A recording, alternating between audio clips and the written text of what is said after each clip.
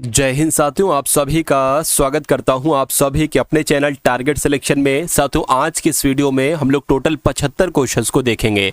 ये 75 क्वेश्चंस में साथियों क्या क्या होगा। सबसे पहले तो साथियों 37 क्वेश्चन होंगे आपके हिंदी के, और हिंदी की साथियों अगर बात करें हिंदी के क्वेश्चन में से आपका स्कोर जो होना चाहिए वो 24 से 25 प्रश्नों से कम का नहीं होना चाहिए। और उसके बाद साथियों हम लोग 38 क्वेश्चन टोटल देखेंगे, जिसमें से यूपी जीके भी होगी और उसके अलावा जीके जीएस भी साथियों आपकी होगी।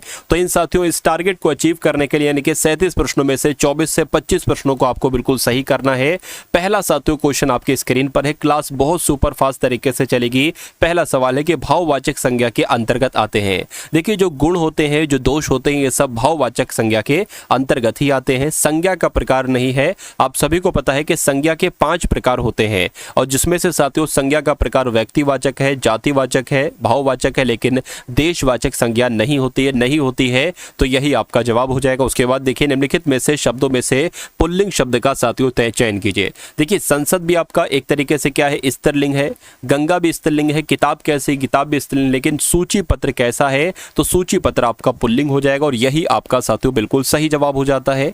उसके बाद देखिए, सर्वश्रेष्ठ रस किसे कहा जाता है, बताइए। तो अगर बात करें साथियों सर्वश्रेष्ठ रस किसे कहा जाता है, तो श्रृंगार रस को सर्वश्रेष्ठ रस माना जाता है। इसलिए जिनका भी आंसर यहाँ पर बी है तो बिल्कुल करेक्ट है।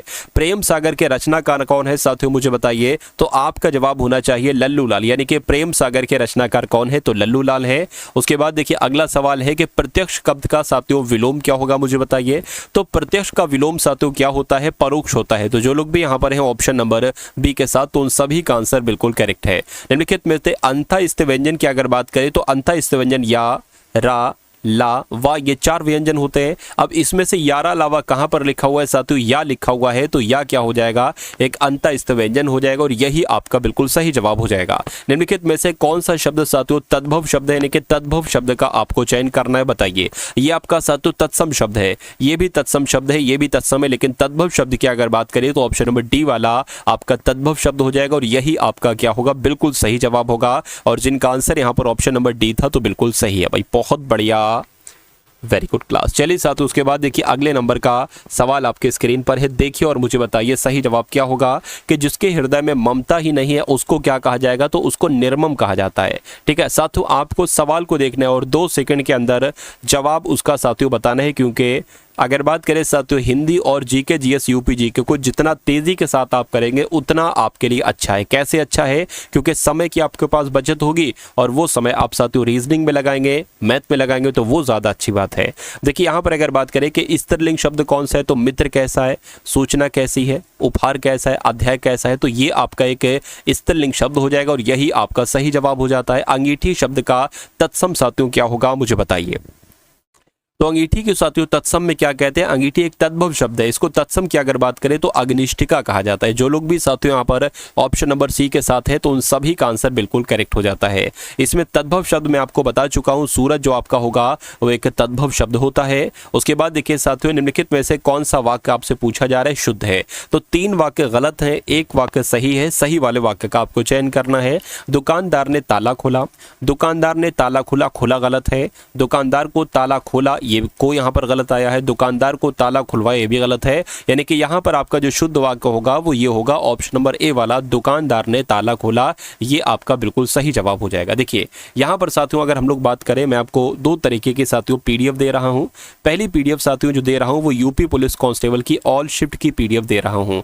यानी कि जो भी आपके साथियों 2018 से एग्जाम हुए हैं 2024 तक, हर एक साल में 4-4 शिफ्टें हुई हैं, तो ये लगभग साथियों मेरे हिसाब से 18 पेपर आपके बनते हैं, 18 शिफ्ट साथियों आपकी बनती हैं। ठीक है ना, ये आपको साथियों सिर्फ और सिर्फ 25 रुपीज़ में दी जाएगी। उसके अलावा अगर बात करें साथियों, दूसरी पीडीएफ आपको दी जा रही है 10 मॉडल पेपर की। मेरा मानना है साथियों अगर इन 10 मॉडल पेपर को आप लगा लेंगे, यानी कि इसमें जितने भी क्वेश्चंस हैं उनको तैयार कर लेंगे, तो आपकी मैथ बहुत शानदार हो जाएगी, रीजनिंग बहुत शानदार हो जाएगी, यूपी जीके भी बहुत अच्छी हो जाएगी, और हिंदी भी साथियों आपकी बहुत अच्छी हो जाएगी। यानी कि साथियों सिलेक्शन पाना इन 2 पीडीएफ से आपके लिए बहुत आसान हो जाएगा। तो ये 25 की साथियों, ये 20 रुपीज़ की, तो कुल मिला के 45 रुपीज़ में साथियों ये आपको पीडीएफ मिल सकती। कैसे मिल सकती है साथियों, डिस्क्रिप्शन डिस्क्रिप्शन में जब आप जाएंगे तो व्हाट्सएप पर PDF प्राप्त करने का लिंक वहाँ पर होगा। जब उस पर क्लिक करेंगे तो आप हमारे व्हाट्सएप पर आ जाएंगे। आपको वहाँ पर एक फ़ोनपे नंबर और बारकोड दिया जाएगा, उस पर आपको साथियों करना है पेमेंट। उसके बाद आप स्क्रीनशॉट भेजेंगे, उसके बाद ये दोनों PDF आपको साथियों सेंड कर दी जाएंगी। तो एग्जाम से पहले पहले इन सभी PDF को साथियों लगा लेना। मेरा मानना है कि एग्जाम आपका बहुत आसानी से पास हो जाएगा। चलिए, आपने हमें महान कर दिया, ये कैसा वाक्य है मुझे बताइए, ये कैसा वाक्य आपसे पूछा जा रहा है। तो अगर बात करें साथियों, ये तो विस्मयादि बोधक वाक्य है, आज्ञा नहीं है इसमें, निषेध भी नहीं है, इच्छा भी नहीं है। तो आपने हमें महान कर दिया, इसमें साथियों क्या हो जाएगा, विस्मयादि बोधक वाक्य हो जाएगा और यही आपका बिल्कुल सही जवाब हो जाएगा। चलिए, उसके बाद देखिए अगला सवाल है कि चारपाई पर भाई साहब बैठे हैं, इसमें चारपाई शब्द किस कारक का है। तो यहाँ पर साथियों पर आ गया और आप सभी लोग जानते हैं कि में आ जाए या पर आ जाए तो वहाँ पर साथियों कौन सा कारक होता है, अधिकरण कारक होता है। तो चारपाई शब्द किस कारक में है, तो ये तो अधिकरण कारक में है। जो लोग भी यहाँ पर ऑप्शन नंबर डी के साथ तो बिल्कुल करेक्ट है। उसके बाद देखिए अगला सवाल है कि चांदी काटना, इस मुहावरे का मतलब क्या होता है। तो बहुत ज़्यादा लाभ कमाने को कहा जाता है। भाई तुम तो आजकल चांदी काट रहे हो। तो जो लोग भी यहाँ पर साथियों ऑप्शन नंबर सी के साथ हैं तो उन सभी का आंसर सही है। अब उसके बाद देखिए अगला सवाल है अकेला चना भाड़ नहीं फोड़ता, इसका मतलब क्या होता है। तो इसका मतलब होता है अकेला व्यक्ति शक्तिशाली नहीं होता है। उसके बाद देखिए अगला सवाल है कि हिंदी साहित्य के इतिहास में सबसे पहले लेखक का नाम क्या था साथियों। तो इनका नाम गारसा दतासी था, यानी कि हिंदी साहित्य के इतिहास के सबसे पहले लेखक कौन थे, गारसा दतासी थे। पद्मावत किसकी रचना है साथियों। तो आप सभी लोग जानते हैं मलिक मोहम्मद जायसी का नाम, और पद्मावत किसकी रचना है, तो मलिक मोहम्मद जायसी की ही रचना है। अगला सवाल देखिए बैताल पचीसी के रचनाकार कौन है। तो बैताल पचीसी के रचनाकार साथियों कौन है, लल्लू लाल है। इसलिए सही जवाब जिनका भी ऑप्शन नंबर बी है तो बिल्कुल करेक्ट है। इनमें से कौन सा शब्द साथियों तद्भव है मुझे बताइए। तो अगर बात करें इसमें से कौन सा शब्द साथियों तद्भव है, ठीक है, ये जो आपका साथियों यहाँ पर कौन सा शब्द आपका जो है वो तद्भव हो जाएगा, देखिए साथियों और मुझे बताइए सही जवाब क्या होगा। चलिए, तो इनमें से कौन सा शब्द साथियों तद्भव हो जाएगा, ये आपसे कुल मिला के यहाँ पर पूछा जाए कि भंवरे की अगर बात करते हैं साथियों तो भंवरा यहाँ पर कैसा शब्द हो जाएगा। ये आपका एक तरीके से साथियों आप लोग ध्यान रखेंगे एक तद्भव शब्द हो जाएगा और यही आपका सही जवाब हो जाता है। उसके बाद देखिए अगले नंबर का सवाल आपके स्क्रीन पर है, देखिए बताइए कि दीठी शब्द का तत्सम क्या होगा। यानी कि ये शब्द आपका जो है वो तद्भव है और इसका साथियों तत्सम क्या हो जाएगा, दृष्टि हो जाएगा। यानी कि आपका राइट आंसर जाएगा डी के साथ। शुद्ध वर्तनी वाला शब्द इसमें से कौन सा है मुझे बताइए। देखिए शुद्ध वर्तनी अगर बात करें तो भागीरथी कैसे लिखा जाता है, जैसे आपका ऑप्शन नंबर बी में लिखा हुआ है ऐसे भागीरथी लिखा जाता है। शुद्ध वर्तनी वाला शब्द बताइए, यानी कि इसमें कौन से शब्द की वर्तनी आपको बिल्कुल सही लग रही है बताइए। तो अगर विरहिणी की बात करें तो कैसे लिखा जाता है, जैसे आपका ऑप्शन नंबर सी में लिखा हुआ ऐसे लिखा जाता है। अगला सवाल देखिए छलिया शब्द है यहाँ पर साथियों और पठनीय शब्द है इस, ठीक है ना। और उसके अलावा साथियों कहानी शब्द, इसमें कौन से प्रत्यय हैं, इसमें कौन सा प्रत्यय, इसमें कौन सा प्रत्यय है, इसमें कौन सा प्रत्यय है, ये आपसे पूछा जा रहा है बताइए। देखिए कहानी में तो आनी प्रत्यय आ जाएगा और आनी ना यहाँ है ना यहाँ है ना यहाँ है, यहाँ पर है। पठनीय में ये प्रत्यय आ जाएगा और छलिया में साथियों या प्रत्यय आ जाएगा। यानी कि आपका सही जवाब अगर है ऑप्शन नंबर डी के साथ तो बिल्कुल करेक्ट है। निम्नलिखित में से कौन सा शब्द स्त्रीलिंग है। तो स्त्रीलिंग शब्द का साथियों आपको चयन करना है। उत्साह कैसा है, चक्रव्यूह कैसा है, मृत्यु कैसी है। तो मृत्यु कैसी है यानी कि ये आपका कैसा शब्द हो जाएगा, एक स्त्रीलिंग शब्द हो जाएगा। और संकल्प शब्द कैसा है, ये भी आपका एक पुल्लिंग शब्द होगा। हिंदी भाषा में साथियों वचन कितने प्रकार के होते हैं, तो एक वचन बहुवचन यानी कि दो प्रकार के बहुवचन होते हैं। राइट आंसर आपका बी के साथ। यह साड़ी नई है, इस वाक्य में जो नई शब्द है ये साथियों क्या है। साथियों देखिए नई शब्द ये किसकी विशेषता बता रहा है, साड़ी की विशेषता बता रहा है। तो ये आपका कैसा शब्द हो जाएगा, ये आपका साथियों विशेषण शब्द हो जाएगा। और साड़ी कैसी शब्द हो जाएगी, ये आपका एक विशेष शब्द हो जाएगा। यानी कि इस क्वेश्चन का राइट आंसर आपका जो जाएगा वो ऑप्शन नंबर बी के साथ जाएगा। उसके बाद देखिए कि जूतम पैजार, इस मुहावरे का मतलब क्या होता है। तो जूता पैजाब करना एक तरीके से मतलब क्या कहते हैं, लड़ाई झगड़ा करना, ठीक है। इसलिए इस क्वेश्चन का राइट आंसर क्या हो सकता है, ऑप्शन नंबर ए के साथ आपका सही जवाब हो जाता है। उसके बाद देखिए तू डाल डाल मैं पात पात, इसका मतलब क्या होता है बताइए। चालाकी का जवाब चालाकी से देना, ये आपका सही जवाब हो जाएगा। यानी कि तू डाल डाल मैं पात पात, यानी कि चालाकी का जवाब चालाकी से देना। उसके बाद देखिए कवि बिहारी ये किस रस के कवि माने जाते हैं। तो ये साथियों किस रस के कवि हैं, ये तो श्रृंगार रस के कवि हैं, आप लोग ध्यान रखेंगे। राइट आंसर आपका जाएगा सी के साथ। उसके बाद देखिए अगला सवाल आपकी स्क्रीन पर है, मुझे बताइए। चलिए साथियों, यहाँ पर अगर बात करें कि अंबर पनघट डुबो रही, तारा घाट ऊषा न करी, इसमें साथियों अलंकार की अगर बात करते हैं तो इसमें कौन सा अलंकार हो जाएगा? इसमें आपका रूपक अलंकार हो जाएगा, यानी कि आपका राइट आंसर जो जाएगा वो ऑप्शन नंबर डी के साथ जाएगा। साहित्य लहरी की जब हम बात करते हैं तो साहित्य लहरी किसकी रचना है साथियों? ये सूरदास की रचना है। ये किसकी रचना है साथियों? ये सूरदास की रचना है, आपको ध्यान रखना है। अगर बात करें ध्रुव स्वामिनी साथियों किसकी रचना है, तो ध्रुव स्वामिनी की अगर बात करें ये जयशंकर प्रसाद की रचना है। किसकी रचना है साथियों? जयशंकर प्रसाद की ये रचना है, ये आप लोग यहाँ पर ध्यान रखेंगे। उसके बाद देखिए अगले नंबर का सवाल आपके स्क्रीन पर है, देखिए और मुझे बताइए राइट आंसर क्या है। यानी कि रानी केतकी की कहानी के रचनाकार कौन है बताइए। तो रानी केतकी की कहानी के रचनाकार कौन है साथियों? मुंशी इंशाअल्लाह खां रानी केतकी कहानी के रचनाकार है, इसलिए सही जवाब जिनका भी ऑप्शन नंबर डी है तो बिल्कुल करेक्ट है। हिंदी वर्णमाला में अयोगवाह वर्ण कौन से हैं मुझे बताइए। अयोगवाह अगर बात करते हैं साथियों तो ना तो ये स्वर होते हैं, ना ये स्वर कहलाए जाते हैं और ना ये व्यंजन कहलाए जाते हैं। और इनकी संख्या कितनी है? इनकी संख्या 2 है, यानी कि अंग और आह ये आपके साथियों अयोगवाह वर्ण हो जाएंगे। आंसर आपका जाएगा डी के साथ। छंद कितने प्रकार के होते हैं बताइए भाई। छंद की अगर बात करते हैं साथियों कितने प्रकार के होते हैं साथियों? 3 प्रकार के होते हैं। राइट आंसर आपका ए के साथ जाएगा। उसके बाद देखिए अब आपके साथियों सामने जो गुजरेंगे वो यूपी जीके के क्वेश्चंस होंगे और साथियों जीके जीएस के क्वेश्चंस होंगे। तो इन क्वेश्चंस को देखिएगा, 38 सवाल लिए हैं, 38 सवालों में से 17 से 18 आपका जो है ना वो स्कोर रहना चाहिए। देखिए उत्तर प्रदेश के किस शहर को उत्तर भारत का मैनचेस्टर कहा जाता है? तो कानपुर की अगर बात करें, कानपुर को साथियों उत्तर भारत का मैनचेस्टर ही कहा जाता है।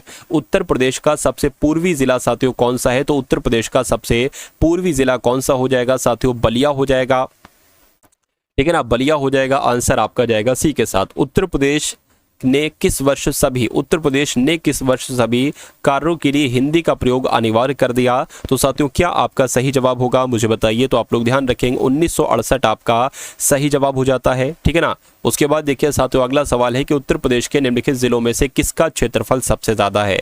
तो सबसे ज्यादा क्षेत्रफल साथियों किसका है? तो लखीमपुर खीरी का क्षेत्रफल सबसे ज्यादा है, आप लोग ध्यान रखेंगे। उसके बाद देखिए अगला सवाल है कि उत्तर प्रदेश से प्रकाशित प्रथम हिंदी पत्र कौन सा था मुझे बताइए। तो यहाँ पर अगर बात करें साथियों आप लोग भी ध्यान रखेंगे, जो एक तरीके से अगर बात करें, और ये इंपॉर्टेंट क्वेश्चन है साथियों, यहाँ पर अगर बात करें उत्तर प्रदेश से प्रकाशित प्रथम हिंदी पत्र कौन सा था? चलिए तो बनारस अखबार साथियों अगर आपका जवाब है तो मैं कहूंगा आपका जवाब बिल्कुल सही हो जाता है। उसके बाद देखिए किस जिले में अमीर खुसरो का जन्म हुआ? तो साथियों इनका जन्म कहां पर हुआ? एटा में इनका जन्म हुआ था। राइट आंसर आपका जाएगा सी के साथ। काशी विश्वनाथ मंदिर कहां पर है साथियों मुझे बताइए। काशी विश्वनाथ मंदिर कहां पर है साथियों बताइए। चलिए तो अगर आपका जवाब साथियों वाराणसी के साथ है तो मैं कहूंगा कि आपका जवाब बिल्कुल सही हो जाएगा, यानी कि काशी विश्वनाथ मंदिर वाराणसी में ही है। अगला सवाल देखिए साथियों आपकी स्क्रीन पर है, देखिए और मुझे बताइए राइट आंसर आपका क्या होगा। साथियों देखिए यहाँ पर अगर आपने इस वीडियो को अभी तक लाइक नहीं किया तो आप सभी लोगों से रिक्वेस्ट है कि इस वीडियो को लाइक कर दीजिए, और जिन लोगों ने भी चैनल पर साथियों नए हैं और चैनल को अभी तक सब्सक्राइब नहीं किया तो साथियों सब्सक्राइब भी आप लोग अवश्य कर लीजिए। और उसके अलावा साथियों जय हिंद का एक बार नारा एक बार कमेंट सेक्शन में लगा देंगे। उत्तर प्रदेश में सबसे पहले किस पक्षी विहार की स्थापना की गई साथियों? तो आप लोगों को ध्यान रखना है कि नवाबगंज पक्षी विहार की स्थापना की गई थी। उसके बाद देखिए संविधान के किस अनुच्छेद के तहत अस्पृश्यता का अंत कर दिया गया है? तो अनुच्छेद 17 के तहत ही साथियों अस्पृश्यता का अंत कर दिया गया है। आंसर आपका ए के साथ जाएगा। गीत गोविंद के लेखक कौन है? आप लोग ध्यान रखेंगे गीत गोविंद के लेखक जयदेव हैं, इसलिए सही जवाब आपका जाएगा ऑप्शन नंबर बी के साथ। अब उसके बाद देखिए अगला सवाल है कि नोबेल पुरस्कार प्राप्त करने वाले पहले भारतीय कौन थे मुझे बताइए। तो इनका नाम है साथियों रविन्द्रनाथ टैगोर, और ये नोबेल पुरस्कार प्राप्त करने वाले पहले भारतीय थे। उसके बाद देखिए अगला सवाल है कि पृथ्वी के क्रस्ट में कौन सा तत्व सबसे ज्यादा मात्रा में पाया जाता है साथियों बताइए। तो अगर बात करते हैं साथियों ऑक्सीजन, आप लोग ध्यान रखेंगे, यानी कि आपके इस क्वेश्चन का जो सही जवाब होगा वो किस ऑप्शन के साथ जाएगा? ऑप्शन नंबर बी के साथ जाएगा। उसके बाद देखिए अगला सवाल है आपकी स्क्रीन पर, देखिए और बताइए। चलिए महात्मा बुद्ध के बचपन का नाम साथियों क्या था, मुझे बताइए। महात्मा बुद्ध यानी कि गौतम बुद्ध की बात चल रही है, तो इनके बचपन की अगर बात करते हैं साथियों, इनके बचपन का नाम सिद्धार्थ था। यानी कि आपका जवाब है अगर ऑप्शन नंबर बी के साथ, तो बिल्कुल करेक्ट हो जाता है। मानव शरीर में साथियों हड्डियों की संख्या कितनी होती है, मुझे बताइए। यानी कि मानव के शरीर में जो हड्डियों की संख्या होती है वो कितनी होती है, वो 206 होती है। इसलिए सही जवाब जिनका भी ऑप्शन नंबर बी के साथ है तो बिल्कुल करेक्ट है। आयोडीन की कमी से कौन सा रोग हो जाता है, स्कर्वी, तपेदिक, सूखा रोग, नहीं साथियों घेंगा रोग हो जाता है। राइट आंसर आपका डी हो जाता है। विश्व मानव अधिकार दिवस कब मनाया जाता है, बताइए। तो विश्व मानव अधिकार दिवस कब मनाया जाता है, 10 दिसंबर को ही कौन सा दिवस मनाया जाता है, विश्व मानव अधिकार दिवस मनाया जाता है। अगला सवाल देखिए, उत्तर प्रदेश से होकर गुजरने वाला सबसे लंबा राष्ट्रीय राजमार्ग कौन सा है, बताइए। तो अगर बात करें साथियों राष्ट्रीय राजमार्ग 2 की अगर बात करें तो ये उत्तर प्रदेश से गुजरने वाला सबसे लंबा राष्ट्रीय राजमार्ग है। चरकुला नृत्य इनमें से किस क्षेत्र से संबंधित है, बताइए। तो चरकुला नृत्य की अगर बात करते हैं, चरकुला लोक नृत्य यह साथियों ब्रज भूमि से संबंधित क्या है, ठीक है ना। तो ब्रज भूमि इस क्वेश्चन का बिल्कुल सही जवाब हो जाएगा। एडवेयर अथवा स्पाईवेयर क्या है, तो एडवेयर की अगर बात करें साथियों ये क्या है, ये साइबर जासूसी है एक तरीके से। एडवेयर भी या और स्पाईवेयर भी। उसके बाद देखिए अगला सवाल है कि जीएसटी का प्रावधान किस संविधान संशोधन के द्वारा अधिनियमित किया गया है। तो आपको यहाँ पर ध्यान रखना है साथियों, याद रखना है कि अगर बात करते हैं साथियों 101वें संविधान संशोधन की, तो 101वें संविधान संशोधन के अंतर्गत ही जीएसटी का प्रावधान साथियों अधिनियमित किया गया था। उसके बाद देखिए सबसे ज़्यादा व्यापक रूप में उपयोग होने वाला संचार साधन कौन सा है, बताइए। तो किसकी बात चल रही है साथियों, टेलीफोन आपका बिल्कुल सही जवाब हो जाएगा। अगला सवाल देखिए कि विमुद्रीकरण यानी कि नोटबंदी यानी कि डेमोनेटाइजेशन पर सबसे पहले किस राज्य ने प्रस्ताव पारित किया था। तो सबसे पहले अगर बात करें साथियों छत्तीसगढ़ ने किया था, इसलिए राइट आंसर आपका जाएगा सी के साथ। उसके बाद देखिए वर्तमान में संयुक्त राष्ट्र संघ के सदस्य राष्ट्रों की संख्या कितनी है, तो 193 के आसपास साथियों यहाँ पर अभी वर्तमान समय पर है यूनाइटेड नेशन में सदस्य देश। सरदार सरोवर परियोजना साथियों किस नदी पर है, तो आप लोग ध्यान रखेंगे कि सरदार सरोवर परियोजना की अगर बात करते हैं तो ये नर्मदा नदी पर है। यानी कि आपका जवाब जो होना चाहिए वो ऑप्शन नंबर सी के साथ जाना चाहिए। अब उसके बाद देखिए क्षेत्रफल की दृष्टि से उत्तर प्रदेश का भारत में कौन सा स्थान है, तो अगर बात करते हैं साथियों देखिए अगर बात करें पहले स्थान पर कौन है, तो आपको मालूम है साथियों राजस्थान है, ठीक है ना। पहले नंबर पर राजस्थान है, लेकिन चौथे की अगर बात करते हैं तो उत्तर प्रदेश आप लोग साथियों ध्यान रखेंगे यानी कि यूपी। तो कुल मिला के इस क्वेश्चन का राइट आंसर आपका अगर है ऑप्शन नंबर ए के साथ तो बिल्कुल करेक्ट है। प्लासी के युद्ध में लॉर्ड क्लाइव ने निम्नलिखित में से किसको हराया था, बताइए। तो अगर बात करें साथियों किसको हराया था, तो सिराजुद्दौला को हराया था, इसलिए सही जवाब आपका जाएगा बी के साथ। निम्नलिखित में से किसे मसालों का प्रदेश कहा जाता है, तो मसालों का प्रदेश किसे कहा जाता है साथियों, केरला को मसालों का प्रदेश कहा जाता है। राइट आंसर आपका जाएगा ए के साथ। उसके बाद देखिए कुतुब मीनार का निर्माण कार्य पूरा करवाने का श्रेय किसे दिया जाता है। ध्यान से देखिएगा क्वेश्चन साथियों है पूरा करने का। कुतुबुद्दीन ऐबक ने तो इसकी शुरुआत की थी और इसको पूरा करने का श्रेय किसको जाता है, तो इल्तुतमिश को जाता है। अगला सवाल देखिए साथियों आपके स्क्रीन पर है, देखिए और मुझे बताइए कि यहाँ पर आपका सही जवाब क्या होगा, बताइए कि मयूर सिंहासन पर बैठने वाले अंतिम मुगल शासक कौन थे। तो अंतिम मुगल शासक कौन थे साथियों, मोहम्मद शाह थे। राइट आंसर आपका जाएगा डी के साथ। दल बदल विरोधी कानून किस वर्ष पारित हुआ था, मुझे बताइए। चलिए भाई, तो अगर बात करें साथियों कि जो दल बदल विरोधी कानून था ये 1985 में पारित हुआ था। राइट आंसर आपका जाएगा ऑप्शन नंबर बी के साथ, और जिनका आंसर यहाँ पर बी है तो बिल्कुल करेक्ट है। मेगास्थनीज साथियों निम्नलिखित में से किसका राजदूत था। देखिए आया तो चंद्रगुप्त मौर्य के दरबार में था, लेकिन किसका राजदूत था, तो ये सेल्यूकस निकेटर का राजदूत था। ये आप लोग साथियों याद रखेंगे। अब उसके बाद देखिए सीमांत गांधी के नाम से किसको जाना जाता है, क्या खान अब्दुल गफ्फार खान को सीमांत गांधी के नाम से जाना जाता है, तो मैं कहूँगा बिल्कुल खान अब्दुल गफ्फार खान को ही सीमांत गांधी के नाम से जाना जाता है। भारत का सर्वाधिक कोयला उत्पादक राज्य कौन सा है, मुझे बताइए। तो अगर बात करें साथियों भारत का कोयला सबसे ज़्यादा मतलब कोयले का जो उत्पादन किया जाता है वो कहाँ पर किया जाता है, वो झारखंड में किया जाता है, ये आप लोग ध्यान रखेंगे। उसके बाद देखिए सी ऑफ ट्रंक्वालिटी ये कहाँ पर है साथियों, बताइए। चलिए भाई, तो यहाँ पर अगर बात करें साथियों सी ऑफ ट्रंक्वालिटी ये कहाँ पर है, तो अगर आपका जवाब साथियों चंद्रमा है तो मैं कहूँगा आपका जवाब बिल्कुल सही हो जाएगा, यानी कि ये साथियों चंद्रमा पर ही है। चलिए उसके बाद देखिए अगला सवाल है कि कथकली किस राज्य से संबंधित है, बताइए। तो कथकली की अगर साथियों बात करें, कथकली की अगर बात करें इसका संबंध तो साथियों केरल से है। कहाँ से इसका संबंध है, इसका संबंध साथियों केरल से है, इसलिए जो लोग भी यहाँ पर हैं ऑप्शन नंबर ए के साथ तो बिल्कुल करेक्ट है। किस संविधान संशोधन के द्वारा 6 से 14 वर्ष के आयु के बच्चों के लिए निःशुल्क और अनिवार्य शिक्षा का प्रावधान किया गया है। तो यहाँ पर साथियों आपका सही जवाब जो जाएगा वो 86वां संविधान संशोधन जाएगा, जिनका आंसर यहाँ पर बी तो बिल्कुल करेक्ट है।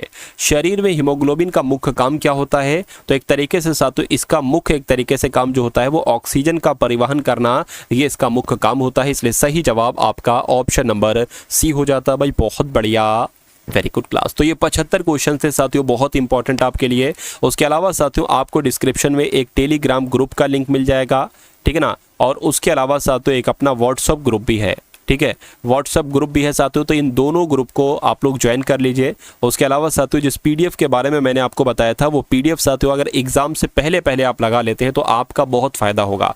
कुल मिला के साथियों वहां पर एक तरीके से 10 दिन लगेंगे उस दोनों पीडीएफ को लगाने के लिए। पहले पीडीएफ के बारे में मैंने आपको बताया था कि 2018 से लेकर लगभग 2018 से लेकर उससे पहले भी पेपर हुए थे, लेकिन उससे पहले मेरे ख्याल से एक 2 शिफ्ट में हुए थे, तो वो भी आपको मिल जाएंगे। मेनली 2018 से लेकर 2024 तक के ये पेपर के क्वेश्चन आपको लगाना है, जिसमें तकरीबन 18 शिफ्ट आपको बनती हैं। तो इसका आपको सोल्यूशन दिया जा रहा है। इसमें साथ तो हिंदी भी है, जीके जीएस भी है, उसके अलावा यूपी जीके भी है, उसके अलावा रीजनिंग भी है और उसके अलावा साथियों मैथ भी है। तो मेरा मानना है कि अगर ये आप लगा लेंगे जो आपको सिर्फ 25 में दी जा रही है, उसके अलावा साथियों 10 प्रैक्टिस पेपर जो आपके लिए तैयार किए गए हैं, और अगर उसके अलावा ये आप लगा लेंगे, ठीक है ना, तो आपकी अगर बात करें ये आपको सिर्फ 20 में दी जा रही है। तो ये दोनों पीडीएफ आप एग्जाम से पहले लगा देंगे तो मेरा मानना है कि 65% पेपर आपका यहीं से आएगा। तो ये साथियों दोनों की अगर बात करें 45 में आपको दी जा रही है। डिस्क्रिप्शन में लिंक है पीडीएफ पर, व्हाट्सएप पर पीडीएफ प्राप्त करने का। उस पर क्लिक करेंगे तो आप हमारे व्हाट्सएप पर आ जाएंगे। वहाँ पर आपका एक बारकोड दिया जाएगा, उस पर बारकोड पर साथियों आपको 45 करना है और पीडीएफ आपको वहीं पर साथियों एक तरीके से दे दी जाएगी, ठीक है ना। उसके अलावा अगर बात करें साथियों डिस्क्रिप्शन में एक लिंक है यूपी पुलिस कांस्टेबल प्लेलिस्ट करके लिंक होगा। उस प्लेलिस्ट को साथियों आप ओपन कर लीजिए एक तरीके से, ठीक है। और उसमें अगर बात करें साथियों, अगर वहां पर अगर बात करें तो जितने भी क्लासेस आपको दी जा रही हैं बिल्कुल निःशुल्क हैं, उसको साथियों एक बार लगा लेंगे तो मेरा मानना है तैयारी आपकी बहुत शानदार हो जाएगी। तो जितने काम मैंने आपको बताया साथियों ये काम करिए, एग्जाम आपका बहुत आसानी से निकल जाएगा। तो इस वीडियो को लाइक कीजिएगा, चैनल पर साथियों नए हैं तो सब्सक्राइब कीजिएगा। मिलते हैं हम सभी लोग आने वाली वीडियो में। जय हिंद साथियों।